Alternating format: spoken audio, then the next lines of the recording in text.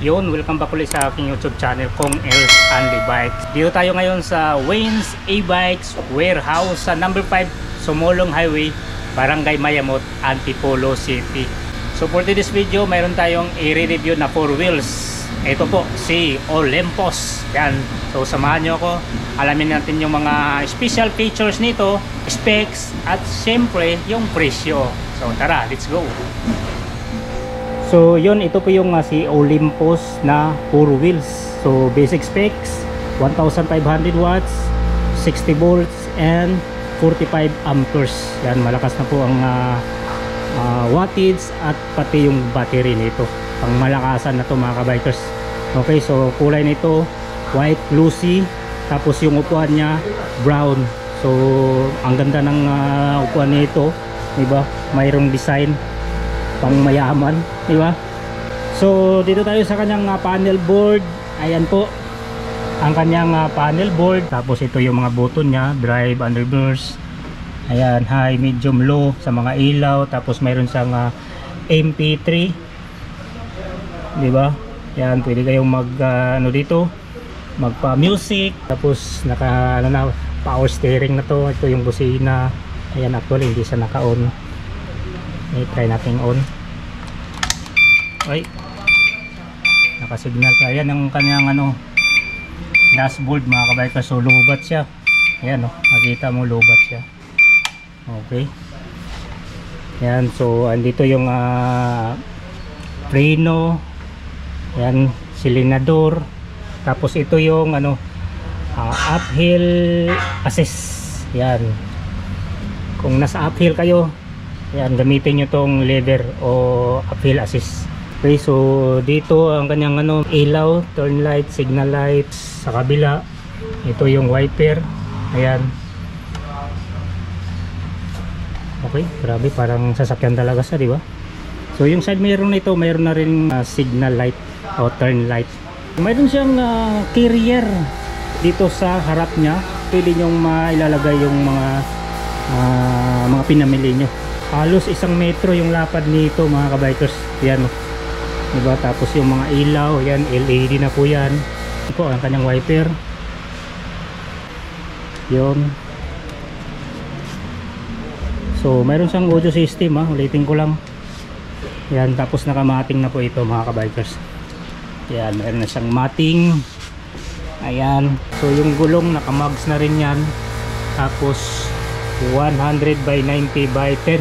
So malaki na po ang gulong yan.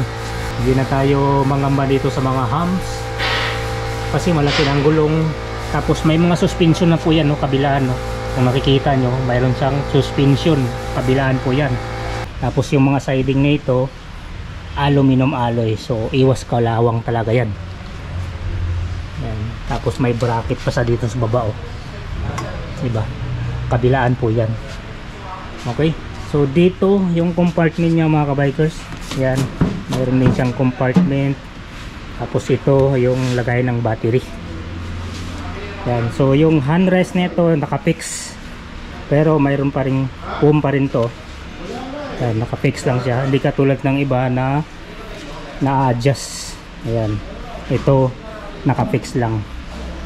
Meron siyang safety belt. Ayan po, sa likod lang po dito sa driver na upuan, wala po siyang seat belt. So sa likod lang ang mayroon. So napapansin ko dito ang haba ng upuan. Yan, almost 1 meter, diba? Pati yung legroom ang haba, malapad po. Yan, napakalapad nito. So driver, tapos passenger, diba? Pang dalawahan. So dito sa likod pwede ring tatluhan. Kung mga pitit, pwede po yan. Okay, so mayroon din siyang hawakan dito, parang LRT. Yan. Napapansin ko dito yung rope niya, iba pala ang kulay. Yan, parang chameleon, diba? Hindi katulad dito sa kanyang fairings. Ayan, white talaga, solid white. Yan, so mahaba po yung ceiling niya mga kabikers. Mataas po yung ceiling niya. Ayan, yung height ko 5'5". Tapos yan, mataas pa sa akin yung ceiling. So mayroon na yung trapal. Yan, completos rigados na po ito mga kabikers. Yan. So ito na yung pinaka ano niya, basket o compartment, 'di ba? Open ang kanyang compartment. So pasensya, medyo madilim. So ito yung reverse camera niya. So nakamolye na pala ito mga kabikers o lip spring. Ayan po, lip string po yan, kabilaan po yan mga lip string niya. Kahit mabigat-bigat yung karga nyo dito, kayang-kaya niya i-handle, 'di ba? Kasi naka lip spring, tapos naka 1500 watts, 45 amperes na po, at saka 60 volts siya. Pang pamilya talaga. Ulitin ko lang yung basic specs nito: 1500 watts, 60 volts, 45 amperes, sa halagang 98,000 pesos. Dito lang yan sa Wins A-Bikes Warehouse.